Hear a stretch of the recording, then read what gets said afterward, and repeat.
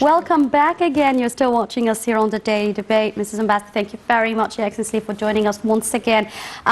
This is the 6th time President Sisi participates in the UN General Assembly. If we want to talk about the significance of Egypt's participation, being there as an important pillar, not just as representing Egypt, but this time representing the African Union, since Egypt is running for its presidency. Well, the General Assembly session is the most important international event globally. And heads of states usually spare no effort to be there. And usually the eyes are on those who didn't make it and why they didn't make it. And there's always, you know, a big question mark why they didn't go there. This year we have, for instance, Venezuela, South Africa, and Canada for different reasons. And there was an article why they didn't go. I mean, Trudeau is preparing for re-election. South Africa, we have erupting problems on violence against women. And Venezuela, of course, the problems that the president is facing there. So it's the most important international gathering, not only to attend the session and give the speech at the General Assembly, but to make bilateral meetings. And if you look at President Sisi, how many bilateral meetings he held in just 2 or 3 days. It's a golden opportunity to settle many issues and strike new deals. Memorandums of understanding or agreements like we've seen with Spain. Exactly. And like you said, this time President Sisi is speaking on behalf of Africa because Egypt chairs the African Union. And this is great. If you look at the speech of the president and how he handled the African relations with Egypt, he started with Africa. He put a lot of emphasis on Africa, and he ended also with Africa, but the bilateral issue of the Renaissance Dam. So I really like, first of all, the way the president gave his speech. It was very crisp, focused, and very sharp, and clear solutions for thorny, long-standing problems, be it regional or international. And of course, we live in a region that is full of problems. Crises, exactly. Yes. Yes, and I'd like to take it from there and ask you, because this is an opportunity for world leaders to gather and not just reflect through their speeches on their country's stances towards the rest of the world, but also seek to reach some kind of understanding or solution or communique to work on throughout the year. It seems to be that the problems or the crises that the United Nations has to face this year is piling up. Not only is it, let's say, for instance, climate change and economic issues and poverty and women's rights, but we have a very difficult and turmoil going on in the region. And President Sisi did mention the Palestinian cause, for instance. He mentioned the situation in Libya, Yemen, Syria. So how do you see, if we're going to talk about, from the general perspective, some of the important key speeches? Let's talk about the United States, President Trump's speech, and President Sisi, and how we can align to see the tone that they have used, and how relevant is it when it comes to listing up the agenda or the problems that's happening. Are they very, very close and related? If you look at the speech of President Trump, he was more nationalistic than for multilateralism. All right. And when heads of states go to the UN, they tend to focus multilateralism. President Trump was right in a way when he asserted nationalism strong, and by nationalism I don't mean being closed, but caring very much to be strong at home. Or how international or regional issues are affecting internally yes, the but Americans. he said we have to love our countries, believe in our countries, our history, our democracy, our heritage, in order to have strong multilateralism, because without strong nations, multilateralism will be void Yes, of course. of any value. If you look at President el-Sisi, he, like we said, started with Africa, and then of course he moved on to the Middle East, and he spoke about the Palestinian problem as a thorny, long-standing problem that needs solution.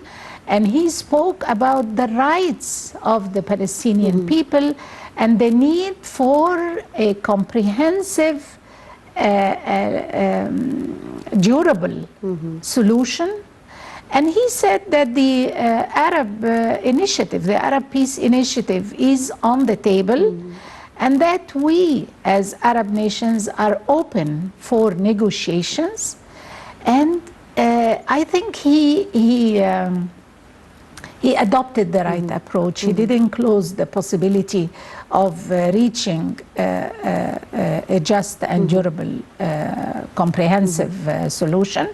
But he recognized the fact that leaving the Palestinian issue without solution is draining the resources of the region. Of course. And the resources of the region are not only important for the region, but globally. The Middle East is at the heart of the world. And with its resources and everything, it's instrumental for international peace and security. So when it comes to the Middle East, the president dealt with it as the second point after Africa, because he not only speaks as the president of Egypt, but the chair of the African Union.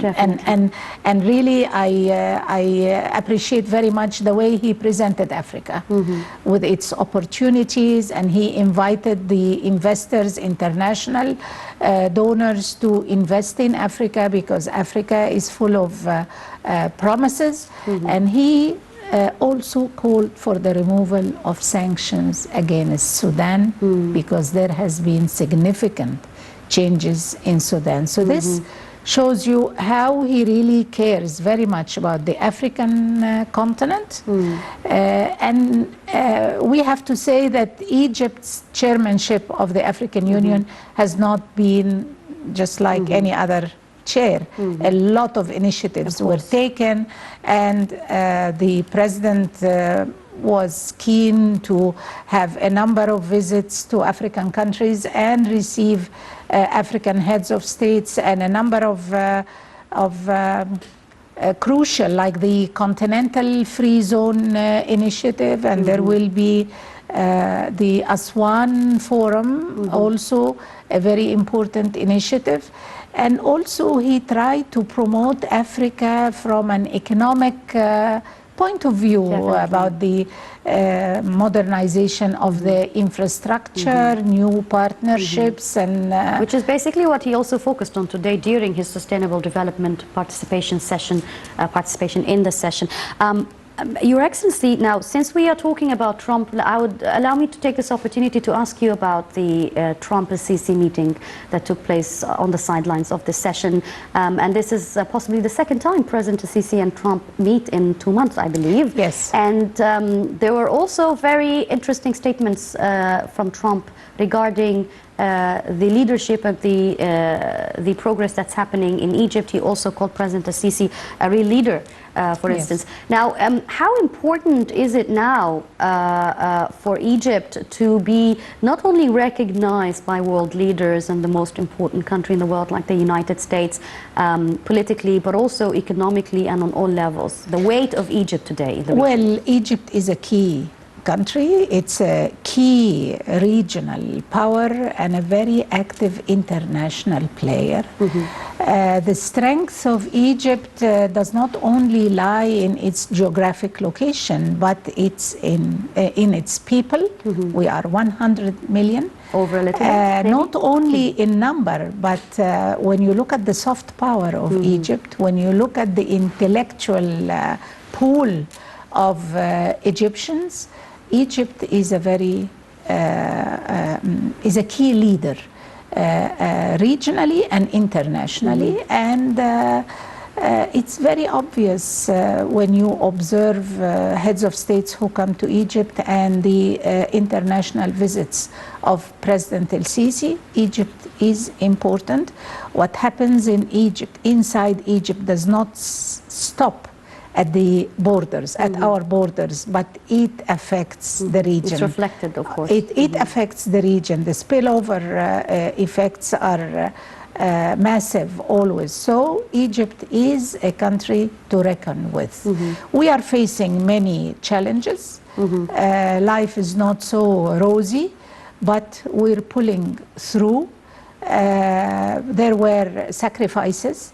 Our main challenges are economic, and I think the president alluded to this, and he said our experience in the economic restructuring and reforming, deformation that we had in the economy, it was not without a price, and the president was very clear about it. He praised the Egyptian people for enduring the economic price of the economic transformation, and he promised that soon we will start to reap the effects.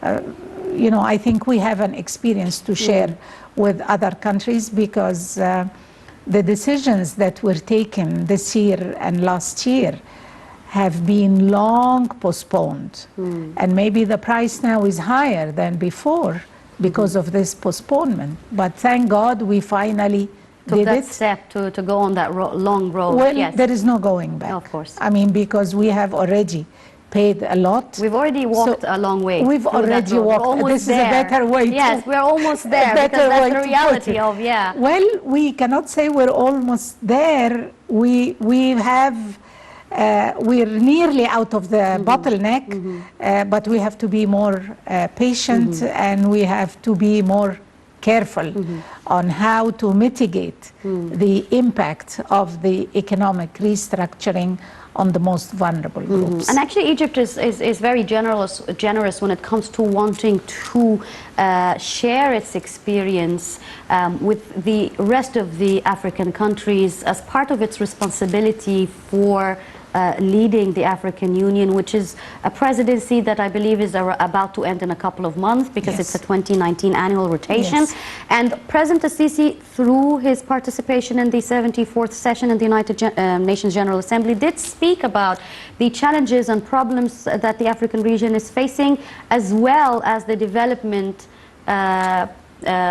programs that have been taking place, because there's ongoing communication and participation, cooperation, if you may say, between Egypt and the African Union that has to, or had to be put out in the light in front of a very important, prestigious event. You're absolutely right. And if you notice President Trump in his speech, he said that each head of state come here, he means to the UN, to share vision, plans, initiatives.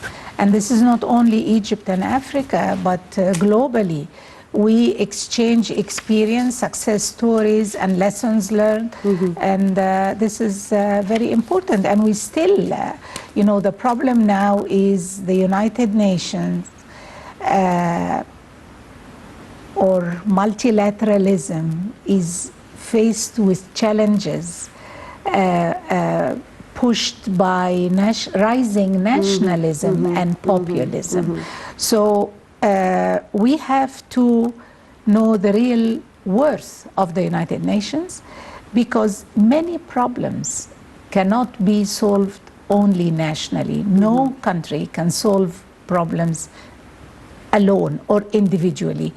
We need international cooperation. If you look at trafficking, if you look at refugees problem, the immigration, pollution, I mean climate change, and the measures to be taken, money laundering, terrorism, all these problems need imperative national actions, but within a global or international context. International cooperation is crucial to solving these problems facing many countries, developed and developing. Allow me to ask you, at least from your field of experience for long years as a diplomat, how can such an important place like the United Nations be able to sort of generalize and unify countries that have not just different visions, but visions that would very much contradict with the rights of other countries? Because you're talking about crucial problems that have not been resolved to a very large extent because of these differences and individual interests of countries. How can today, with the new world and the new change and new people running and rising with the nations, be able to come together to deal with this differently? Well, the United Nations actually does not unite. To a certain extent it unites, but there are always differences. And you see this during the drafting of resolutions or declarations. There are always amendments and counter amendments to cater for conflicting interests. There are areas of commonalities and there are areas of differences. And usually it's done, you can say, by consensus or by I sacrifice on a certain point in return for a benefit I get on another topic or another issue.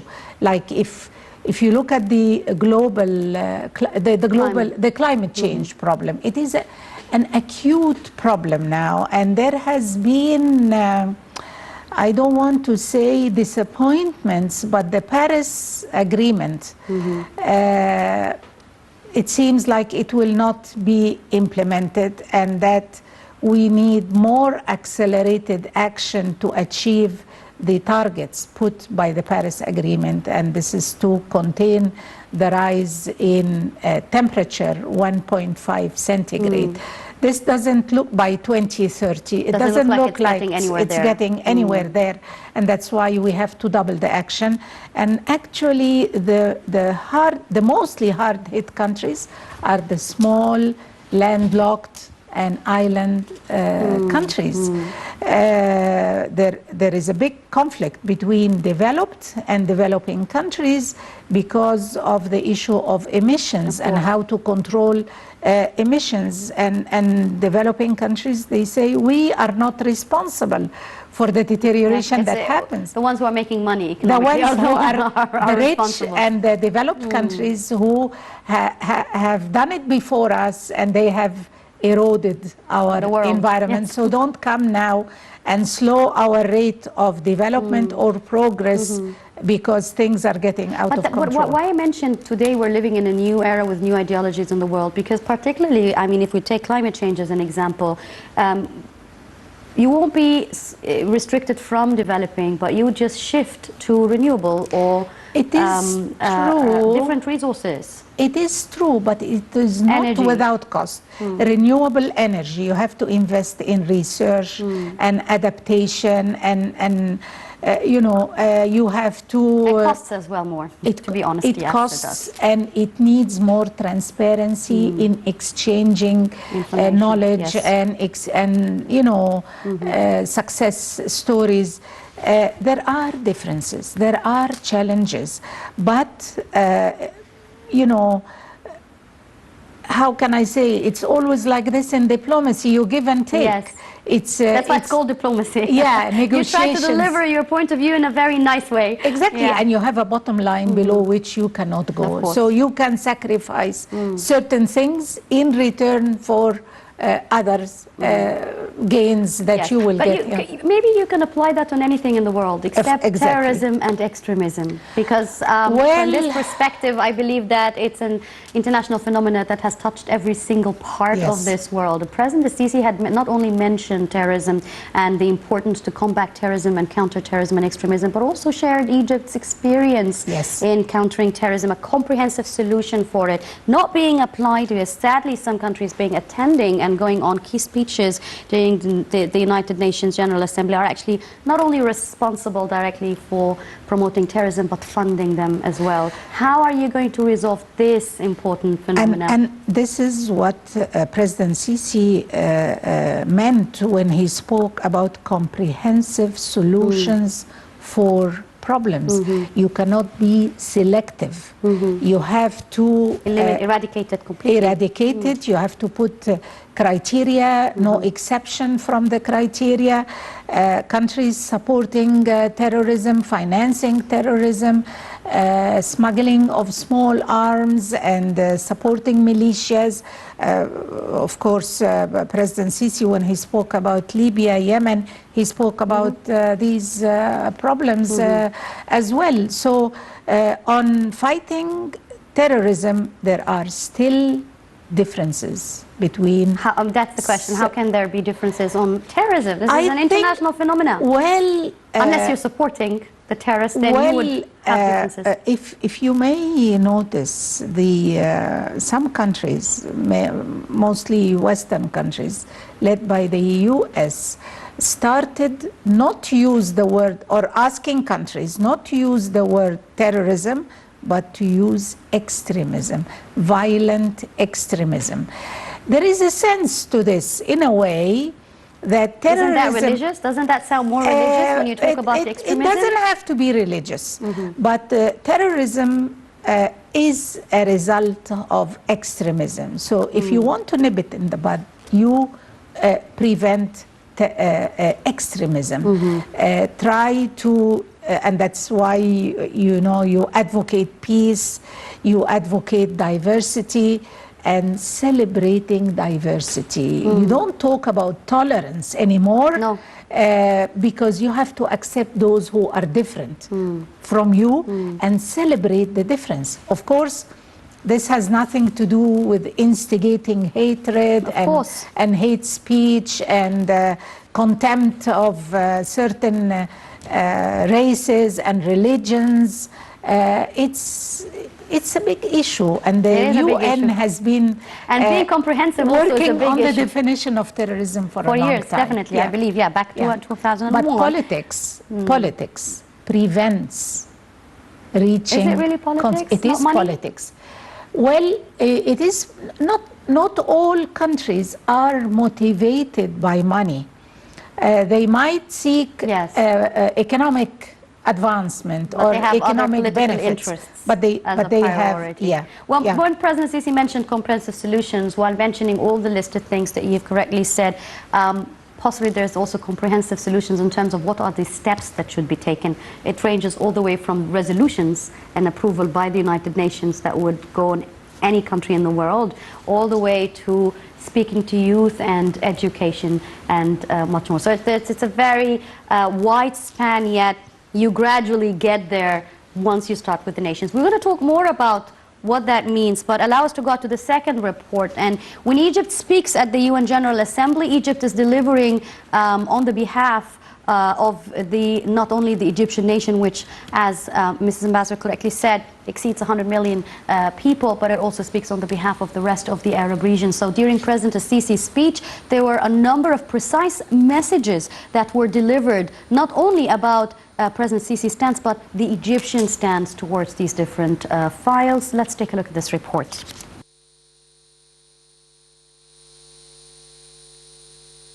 Several issues were tackled by President Abdel Fattah el-Sisi during his speech at the 74th session of the United Nations General Assembly, including wars in Palestine, Libya, Yemen, and Syria. President el-Sisi referred to the latest threats that was posed on the Saudi Arabian oil facilities, Aramco, saying that these threats are completely unacceptable. He also referred to the government's economic reforming program, describing it as the biggest, most ambitious in history. He added that the Egyptians take all credit for bearing the country's reforming program consequences. President Sisi said that Egypt, as a founding member of the United Nations and the African Union, has always a vision and participates to face the international challenges and problems. Regarding terrorism, President Sisi clarified that Egypt has an experience for setting a plan to develop the country through countering terrorism and has always called for a comprehensive solution to face it internationally. The president stated that Egypt has always demanded a comprehensive solution for confronting terrorism and that Egypt has always been able to cooperate with other countries and governments along with the UN to fight terrorism and extremism. The head of state called on removing Sudan from the terrorist list so the country could achieve the economic goals of which the Sudanese people aspire for their country. The president further called on the international organizations to consider the economic chances in the continent, describing Africa as the continent of chances. As per the wars and conflicts in the Middle East region, President Sisi said that the Palestinian conflict needs brave solutions to end Palestinian suffering. He also pointed out that Libya is still suffering due to the armed conflict and that all parties in the countries should abide by the UN plan to ease the crises, reaching a political solution. The president also referred to the armed war of which Syria has been suffering through the past years, adding that an urgent solution should be reached for the Yemeni crisis. At the end of his speech, President Sisi called all international and Arab countries and governments to work collectively towards a world filled with peace. Welcome back again. You're still watching us here on the Daily Debate. Thank you once again, of course, Your Excellency Ambassador Moushira Khattab, for joining us here. Well, the United Nations has a number of issues to discuss on the agenda, including, for instance, human rights, which is, again, a very important file and should be looked into with a different perspective when it comes to the developing countries or third world countries, as they say. This year was on the agenda again. What do you think is different this year, or what kind of new initiatives or visions are in this year for human rights? Well, human rights is always a topic, an important topic for the UN, and I think the UN can be proud of its UN human rights system. A number of conventions that were ratified by countries, and countries not only ratify, but they present periodical reports on the implementation of human rights conventions. And this year, human rights appeared again on the agenda. And on the agenda again appeared FGM, end female genital mutilation. And this is under Sustainable Development Goal number 5. Women's rights and girls' rights are always a priority for the United Nations because they are among the groups that are discriminated against for various reasons. Definitely. And also on the agenda was health, and I think President Sisi in his speech, he spoke about the measures that Egypt took. An outstanding achievement is virus C, of course, or yes. what we did with virus C. The assistance to African refugees in Egypt with regards to health. Education is always on the agenda of the United Nations. Migration is on the agenda. Of course, reform of the United Nations. This is an issue that President Sisi touched on because this is a long-standing item and not, I cannot say not much work has been done, but there has been a lot of ongoing reform of the UN. What does it mean by reform? Because people might be aware, what do you mean by reforming? Restructuring, adding in, taking out committees, taking out agendas. What does it mean when you talk about reforming of the United Nations? First of all, reform means more synchronization between the different organs of the United Nations, better coordination in putting down their action plans, be it working at headquarters in New York or Geneva, or at the national level, which I find is always very important. Like here in Egypt, you find WHO, ILO, UNICEF, FAO, UNDP, ODC, all these UN agencies now coordinate much better through what they call a country program, so that they pool the resources together and get higher return on such resources. So, and I have to give the credit to Dr. Boutros Ghali. He started the reform of the United Nations. So there is better coordination between the different UN agencies. More resources are saved, better representation at the national level in countries that need the UN more than others that are more developed and they don't need the UN. But a thorny issue that has not been resolved yet is the working method of the Security Council. The Security Council, you can say, I mean, it's not very accurate, but you can say this is the board, the governing board of the United Nations. And we, as developing countries, ask for more democracy within the Security Council, because in the Security Council, votes of countries are not equal. The 5 Ps, the 5 permanent members of the Security Council, can have a veto power. And then you just stop and pause everything. Exactly, on substantive issues.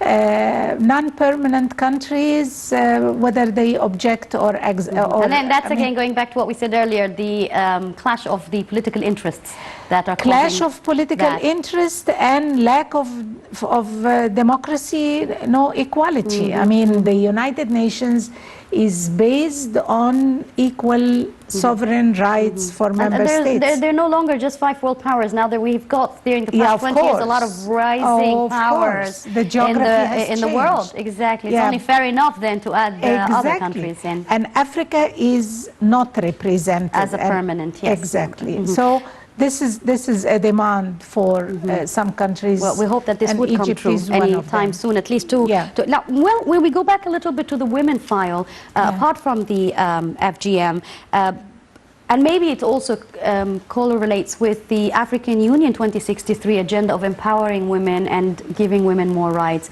Egypt again participating maybe in 6 sessions this year on different titles, and always coming in with visions, goals, and successful stories. 2017 was the year for women. President Sisi called it, and we see during the past 4 or 5 years the prominent role women have been playing, whether it's on the political life or elsewhere, has changed tremendously. How can we, through this meeting of the UN, generalize that to the rest of the world, especially countries that do not have that much of women's rights yet going on? Well, this is one success story for Egypt, and I have to say that women earned it, because Egyptian women have been really heroes, and you know, they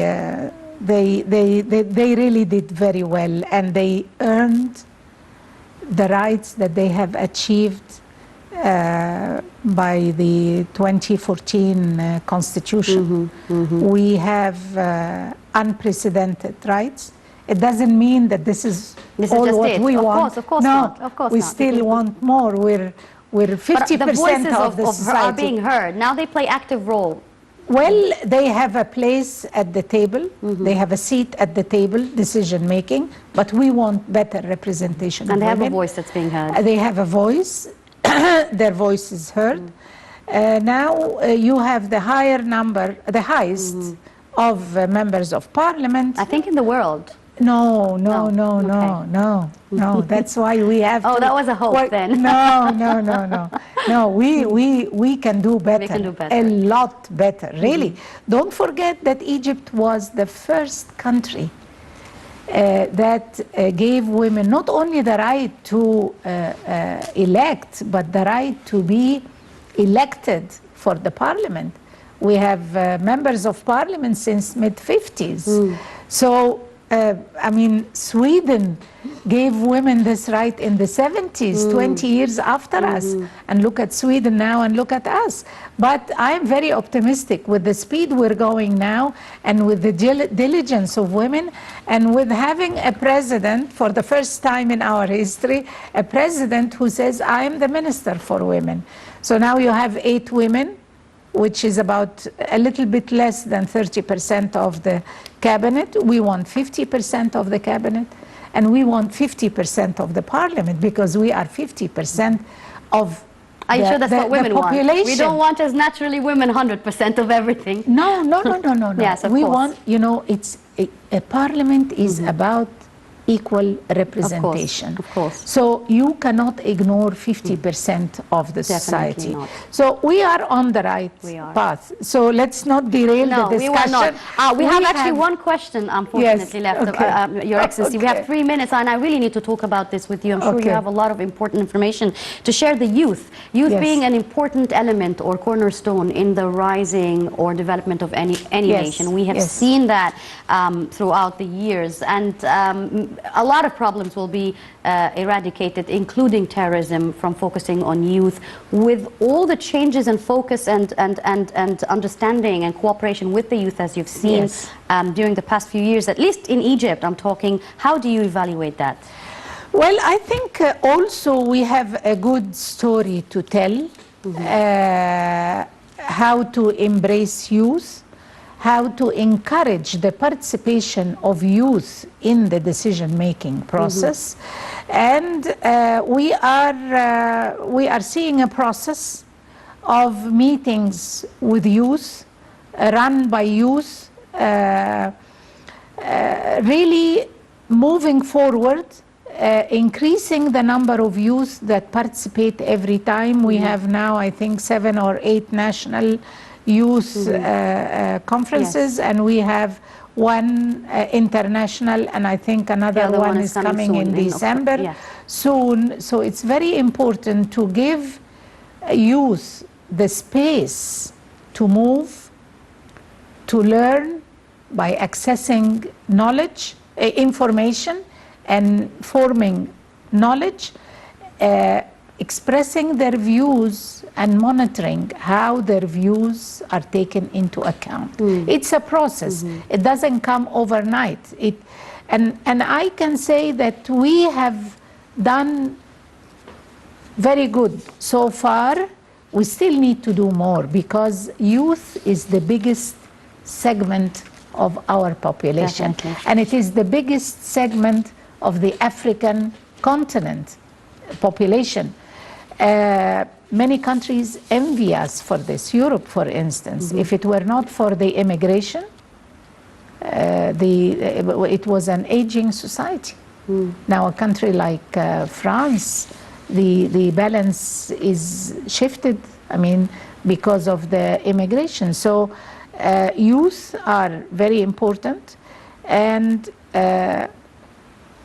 giving youth or ensuring youth the right to quality education, to quality inclusive lifelong learning. And raising awareness as well. This is a learning process, to provide info and let them formulate their own views, express their views, and make sure that these views are taken into account. It's not just you give me a platform and I speak and then it goes to waste. But I want to see that what I said was taken into account. So it's a process. We started, we're moving forward, and we still need to do more, because we have big population. And this is one of the strengths elements of Egypt, its population. Its population. Its population is a very strong component of our power, soft and not soft, because and we have to invest in people.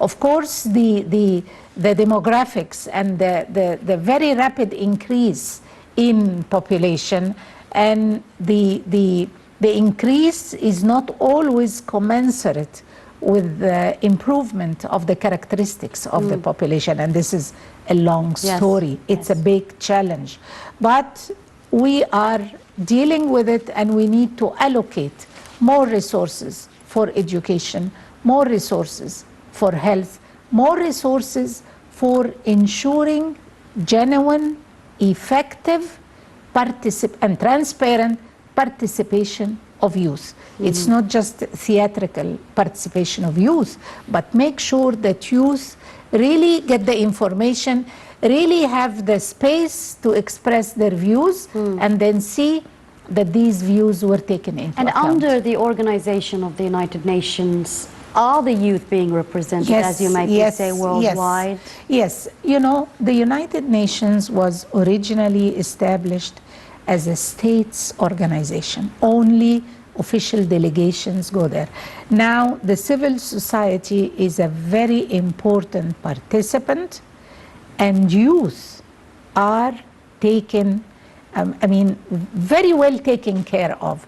Look at the climate change and the role of youth. The young girl who came to say, my house is on fire, I cannot wait.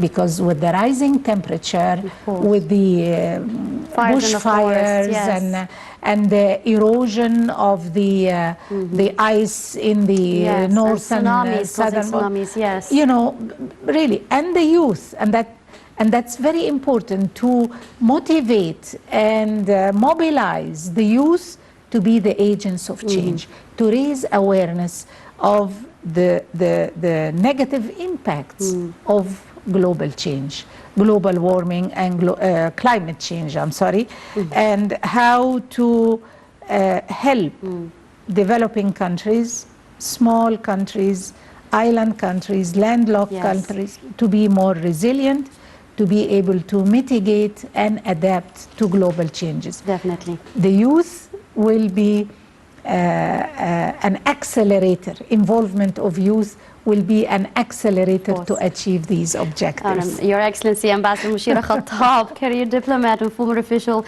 at the Ministry of Family and Population, thank you very much. Thank you. So it's a great pleasure having you this evening. Thank you for having me. Thank you very much. And that brings us to the end of our episode of the Daily Debate. The top stories coming up next. Thank you for watching. Thank you.